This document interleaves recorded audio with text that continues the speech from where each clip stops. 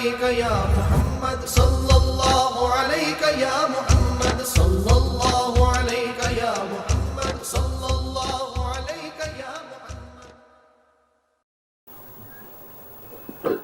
ये सवाल है कि हजरत आदम अलैहिस्सलाम के मुजस्मे को किसने बनाया था?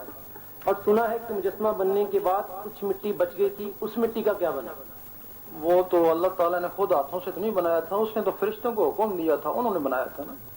तो जो मिट्टी बच गई थी फिर वो खजूर बन गई। इसको बोलते हैं आदम की पुप्पी है।